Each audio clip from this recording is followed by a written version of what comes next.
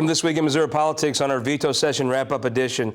This week we'll want to jump right in with our guest here, two of the leaders of Missouri's labor movement.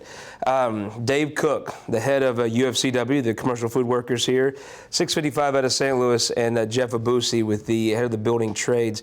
You guys had a good week. Give us the wrap-up. Jeff, go ahead.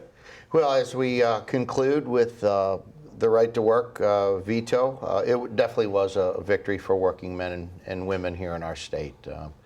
It's glad to see that we can finally put that behind us and move on to some things, hopefully this next January, that will be some economic engines for the state of Missouri. Dave Cook, what was your take on what happened this week? I think it shows that the direction labor has taken the last 4 or 5 years is paying dividends. We were truly a group that was a Democratic-based for decades, and I think with Jeff and myself and the whole labor community, we've reached across party lines because it's not a Democratic-Republican issue. It's a labor issue. It's a workers issue. And those relationships that we've been working on for the last 4 or 5 years paid dividends. If it wasn't for our partnership with the Republicans on the other side of the aisle, we would have been a right-to-work state.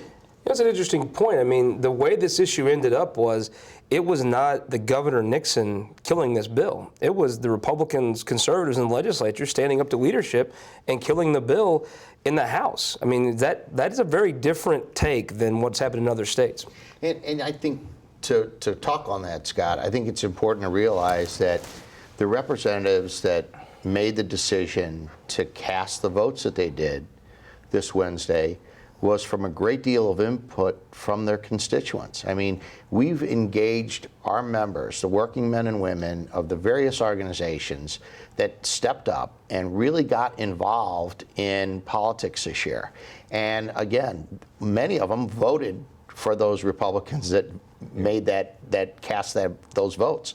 So I think the fact that they were very involved, they became very vocal, they were very passionate about their livelihoods and how it could affect them, and they got involved in the political process. And I know that they did a multitude of things, such as calling their legislators, writing letters, doing emails, doing door-to-door. So I think that was a neat engagement. And I think, the Republican Party is one who prides itself at Lincoln Day on focusing on the employers.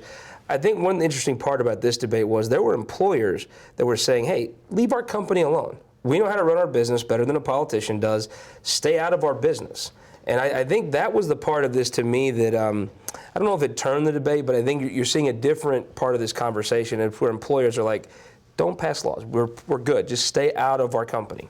So truly with the small businesses and in the building trades in particular, and Jeff's an expert on that, it has built that next partnership, and that is business and labor. There's no way some of these small contractors, and Jeff can talk to it, could afford to train their employees the way that the buildings trades have functioned. They have put together the best training program for workers in the country. They can't afford to do that on their own. And you're right, Scott, building that partnership with these companies, not only the constituents, but now the companies, I think has really helped us get inroads with the Republicans. And I've got to tell you, we have some champions. We take it for granted the Democratic caucus, but truly the Republican caucus, we have a coalition there that I look forward to working with, getting reelected, and having my members support them for decades to come. To add to Dave's remarks, I really don't care whether there's a Democratic legislature or a Republican legislature. I strive to have a building trades legislature, people that understand the things that we do. And if you really look at these conservatives and their values, and what they really talk about is stay out of business, less government intervention in business. And I think this was a perfect way where they spoke loudly about, hey, look, let my relationship that I choose to have with organizations that provide a product, a training, health care, pensions, I think that spoke loudly. It was interesting, you look to Wednesday, there was discussion of Margaret Thatcher at the Republican debate. You look at Ann Zare and how she's stood up to people, untold amounts of pressure placed on her. And I had somebody compare her Wednesday night when the veto session was winding down in the House as the new Iron Lady of Missouri politics. I mean, she's a staunch conservative, and she's got her views, and she doesn't move. And I think one other part of this, I understand there was a fundraiser for Roy Blunt that saw Jeff Abusi make an appearance. I saw where the head of the AFL nationally, Richard Trumka, sort of got into some of the Planned Parenthood discussion, and he was checked. And is those type of things part of what we can look forward to in the future with labor? From the elected officials in labor in Missouri, I can tell you right now, we are working our agenda to protect our members. It would be nice to have everybody in our organization from DC down on the same game plan as ours, but quite honestly, if they don't agree with us, we're going to be very unbashful in getting our opinion out there. We are representing the workers of Missouri from one side of the state to the other, and DC and the West Coast have a different political agenda than we do. That works fine for them. It doesn't work in Middle Missouri, in Middle America, and we're going to do what's right for our workers here in Missouri.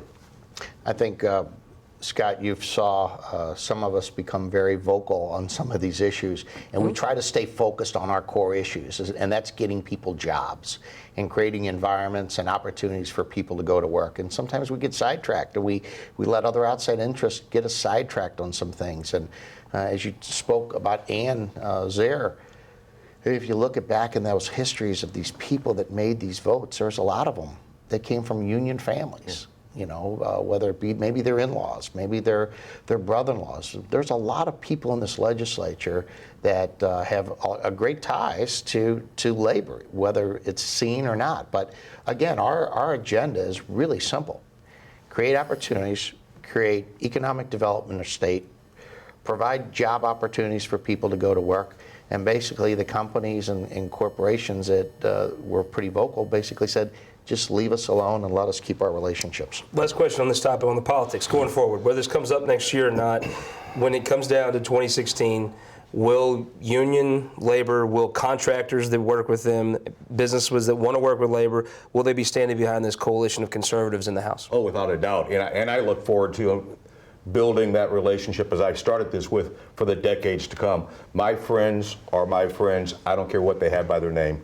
The Ann Zaire's, the Ron Hicks, the Shane Rodens, the list goes on and on and on that stood up to the pressure of their party. Labor has an obligation, and I feel I have a personal responsibility to make sure and get those people back elected, and we'll do everything in our power. Not only that, I don't think we stop there. I mean, I think we can talk about the numbers that exist right now, but I think anybody that shares these values, that understand who we are and want to partner with us and further this relationship, we're not stopping at 13, 16, 17. We're going to expand that base. Jeff, well, I got you. I want to ask you about a couple other topics in the region. First of which being the Westlake landfill issue. Obviously there's a problem with Westlake. There was a solution proposed prior to the Obama administration that would have put, you tell me, how many people to work? Oh, it would probably put a couple of hundred people to work cleaning up a mess. And solve this problem. The Obama administration last decade decided they would review it. Here we are halfway through this decade and there's no answer. What is the progress of that, and how do you get the government to just make a decision and put your guys to work? Well, you know, we've also spoke to our governor. We've wrote correspondence to, you know, our Senate, our congressional delegation.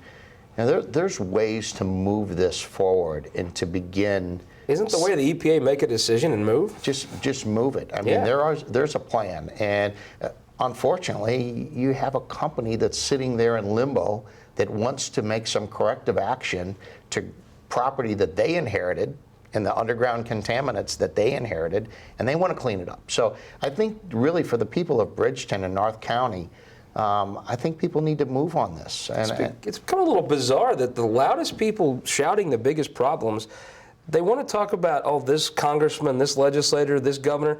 What about this president with his own administration make a decision? I mean, is that to me, that's the thing that's holding up the progress, right? Well, I believe that there already was a decision made, and the Corps of Engineers have the means to move this forward. But again, we're kicking this can down the road with studies and more studies.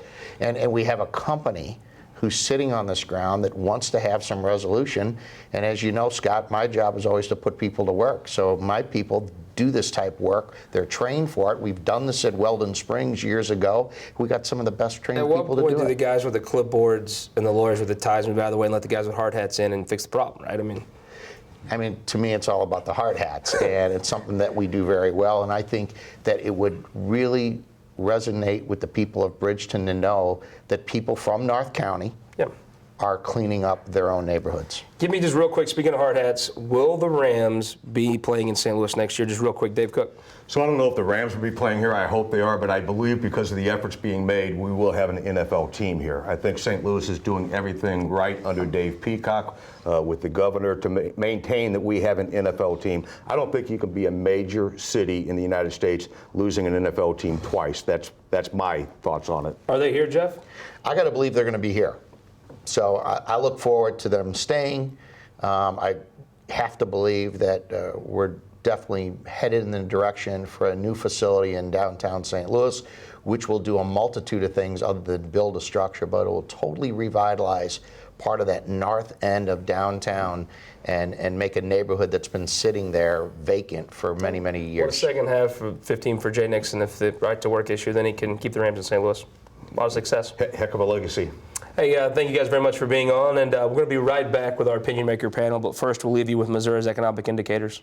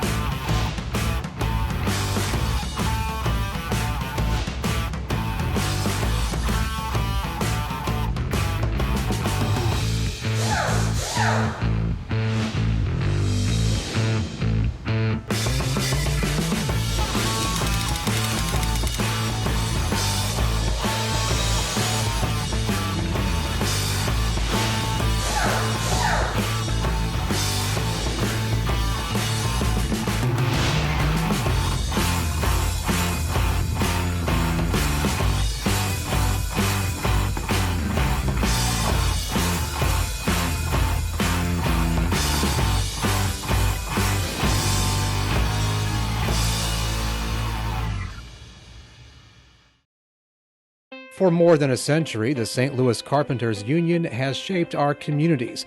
Through trusted alliances, we deliver skilled professional craftspeople while our business partners provide the kind of quality jobs that keep our economy humming. It's a blueprint that has worked since 1882. Turning Missouri into a right-to-work state stalls progress, wipes out jobs, and kills momentum. Right to work is wrong for everyone. Let's keep Missouri moving forward. Visit carpdc.org to learn more.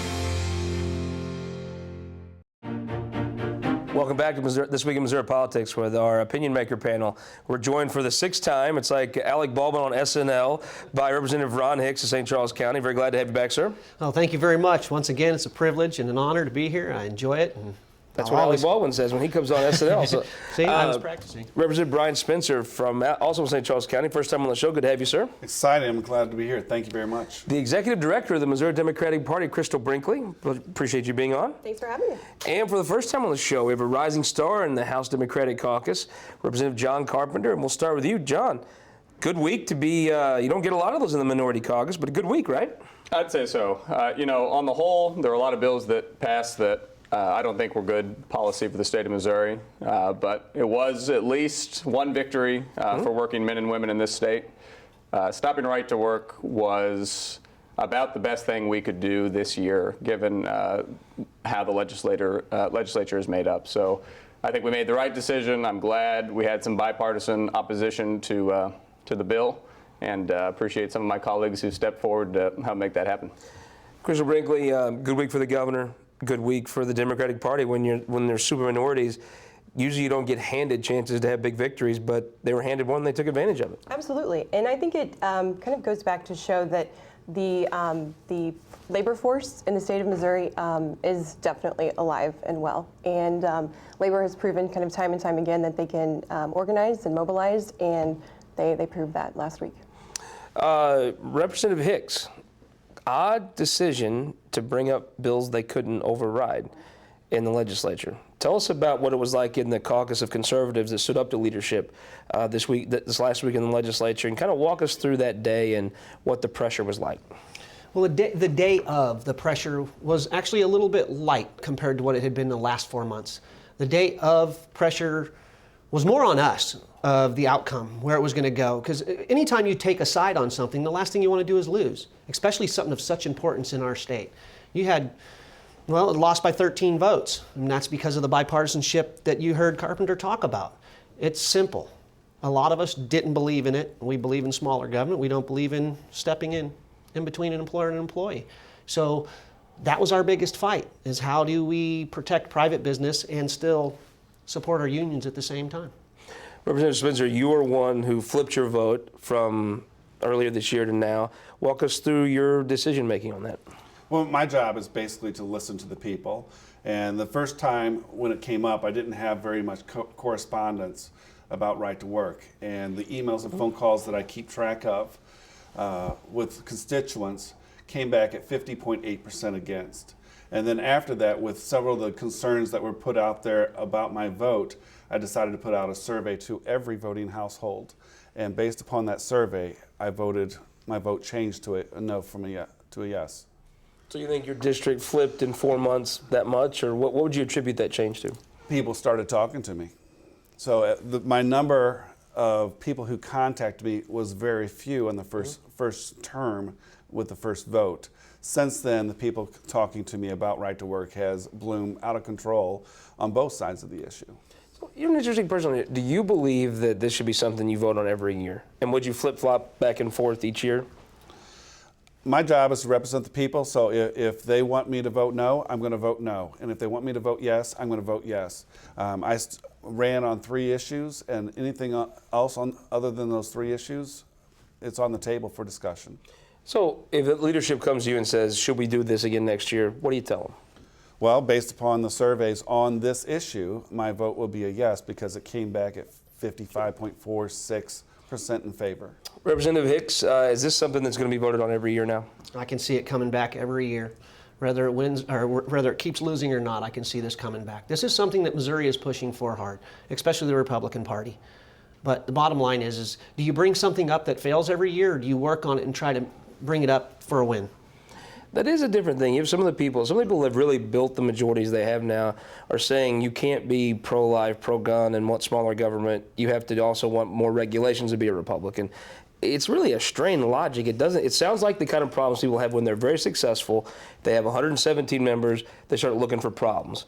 How do you deal with people in your party that want to start excluding folks? Well, that's the biggest issue too. Is with 117 on our side of the aisle, I think it's a lot harder to keep the frogs in the barrel at the same time too.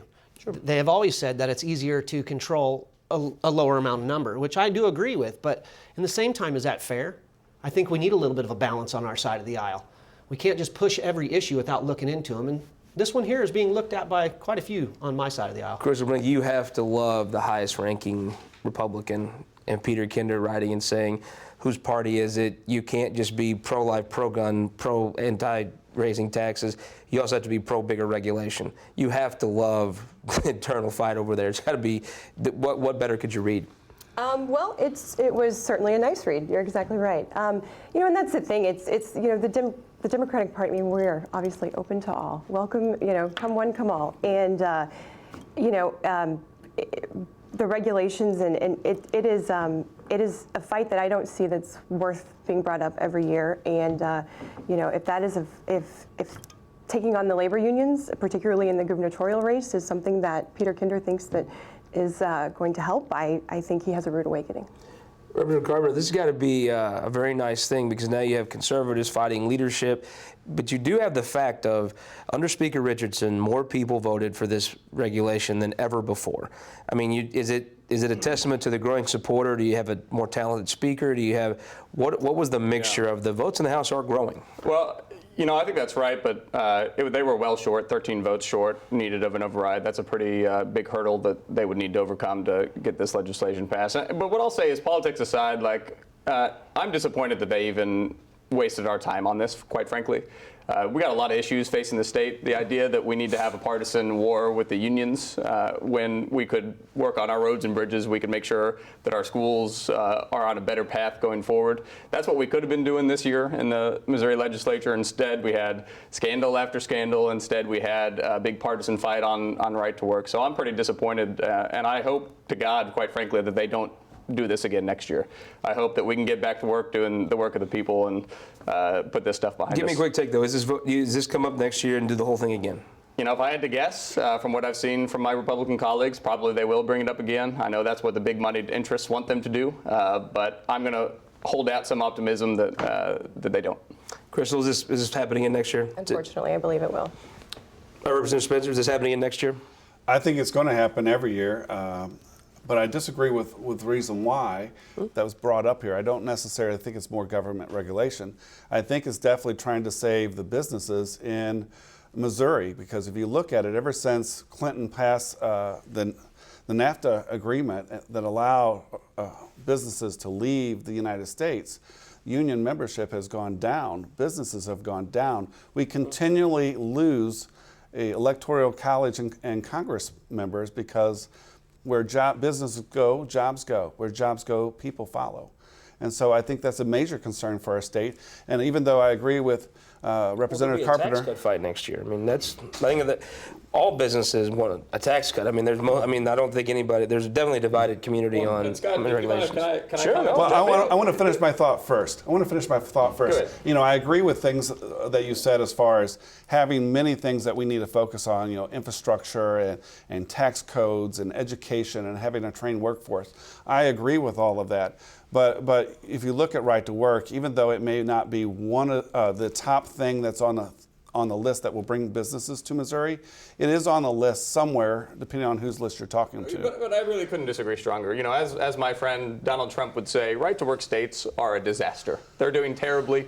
If you look at in every major negative category that's out there, right to work states make up the vast majority of those states. 12 out of the bottom 15 for overall quality of life states in this country are right to work states. The idea that by making Missouri right to work that we're going to somehow avoid their fate doesn't make a lot of sense to me. So what we could do, what we know works, is making sure we have state-of-the-art infrastructure, make sure we have good schools. We know right to work has failed. It would fail in Missouri, and I hope next year we get on to bigger and better things. Trump presidency? Because it'd be huge. Well, I'm a fan of the Trump. I hope Republicans nominate him as their presidential nominee. Last thing, do we do right to work again next year? Yes, we are. And I mean, it's a fight. It's definitely a fight. Now, of course, you know, my colleague and I on the Republican side, I don't agree with him. Actually, with what he just said, I agree with a lot of it. He said it himself. He made the argument for me. Our businesses are leaving this state, and it's not because of right to work. They're going to other countries. That has nothing to do with right to work. They're leaving this state faster than we can bring them in. So, as he was mentioning earlier, let's focus on those areas. Both sides spent millions of dollars in the last 4 or 5 months fighting right to work. Why can we not focus that money somewhere else and do some good roads, bridges, veterans, children? We have veterans still coming home right now, sleeping on the streets in St. Louis. That's sad. We have children that can't go to school. We have people that are hungry. We have a welfare system that they say is broken. We have a Medicaid system that's broken.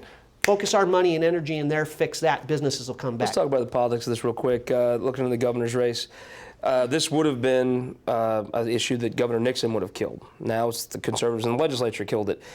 But does this impact the race, and does just a regular voter in St. Charles County really know what a right to work is, and is this why they would vote for somebody for governor? In St. Charles County in the last 4 months, I'm going to tell you right now, they have been educated a lot more. There have been some big money interest groups that have poured thousands and probably even millions of dollars into St. Charles County trying to flip some of our votes on this. St. Charles County, they say, is the stronghold of the Republican Party on this issue because there are so many of us that are union friendly, or not even necessarily union friendly. Some of them may not be voting because they're union friendly, they're voting because of the small government, or I know a couple of them that even voted the way they did just because of the pressure that was put on them. Is this Representative Spencer, is this a big issue for the governor's race? Do people really care that much, and that's why they vote on it? I would say, based upon the surveys coming back in to my office, which was probably more surveys than any other representative has ever gotten by putting out. I would say that it is a big issue. And to comment on what was said, with the talking points of both the yes and the no sides, and their charts and data, and both sides make sense. What they've done is they've turned this into a complete propaganda war, because on those points, you can prove that point is correct and you can prove that it's not correct. So the issue doesn't necessarily deal with right to work as far as the talking points. The issue deals with what will make the businesses come to Missouri. If I could chime in there real fast on that note too. When we're in an area like St. Charles County, they are educated a lot on the right to work issue, and one of the reasons for that is we have a big union presence in St. Charles County. They've moved out of some of the North County areas, the city areas, and they've moved into those areas. So yes, they are educated in our area, and that's what they wanted. They wanted us to vote no. It worked. Let's turn to our resident political expert. How does this impact 2016? Is this an issue? In Jefferson County, maybe it is, but does this issue become something that actually moves people in a governor's race? Well, I think that the